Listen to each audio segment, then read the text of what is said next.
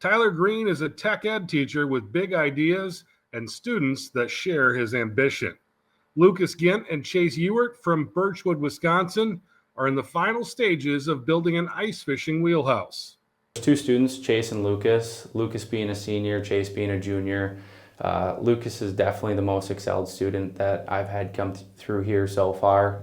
He's very, crafty with his hands, willing to get in and do anything and learn anything. Very fast learner. Same thing with Chase. I kind of paired the two because they are buddies, but I'm really hoping that kind of Chase takes after Lucas. Lucas is a super hardworking kid, super polite, friendly, all of that. And I mean, he's got all the traits of a hardworking student. If I had a business personally, he would definitely be number one on my list to hire. And so I'm hoping that with those two students working together, Chase picks up on those qualities. And I mean, I just saw how they worked on the basketball court, playing baseball. They just thrive together. And so there's no better way to start the program with, two best friends working on something like this and being able to just, strive to be better every day and build something great. Me and Lucas were taking an independent tech class with Mr. Green, and we were going to build a mini cabin, but decided we should do something different. So for up here in Wisconsin, fish house just fit the best for what we could build, so that's where it all got started. The community has rallied to help the students with the build. The crew has also had assistance with the planning, the roof, and the wiring. Lucas says they've learned that sometimes taking your time is the fastest way to build something. So one of our first roadblocks was probably the roof.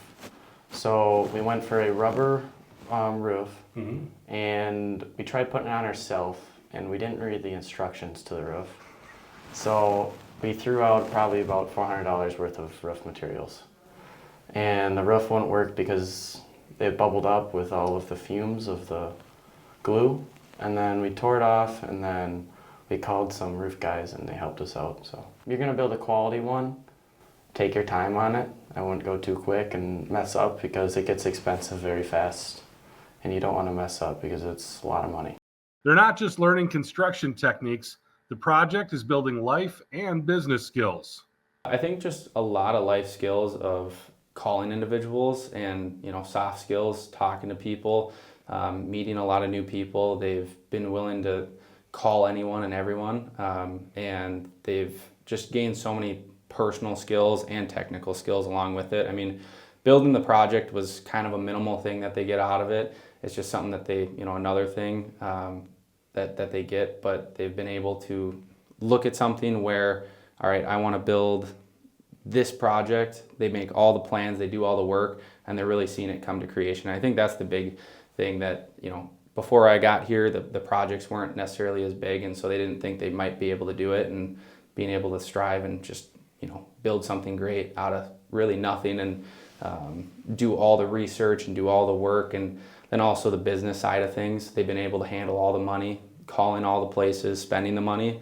I think that's been a big thing because they don't really get to learn as much as that. I mean, a lot of that is hidden from parents and all that stuff at home. So being able to show them, like, this is a pricey project, but we're here to make money. This is how we're gonna make money, showing them that side of it.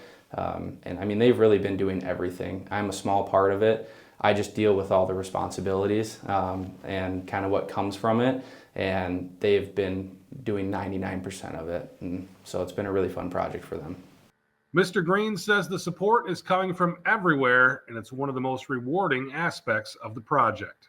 Since day one, the kids have been super excited. The faculty have been on board, and they've been willing to support us in any way, whether it's financially or just having our backs on, explaining to the community on what we're doing, why it's important. And then also the community has been a huge part in helping us getting off the ground. They've been supporting us with materials, knowledge. I mean, just anything that you can think of, they've had our back on it. The house looks great, and the project is definitely a success, but it's not just about the house. This project is the start of something bigger.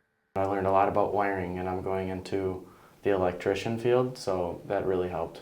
The goal with the program is to be a self-funded program where we don't have to worry about getting grants from the state or anything related to that. And also we want to make a tech ed scholarship out of some of the money.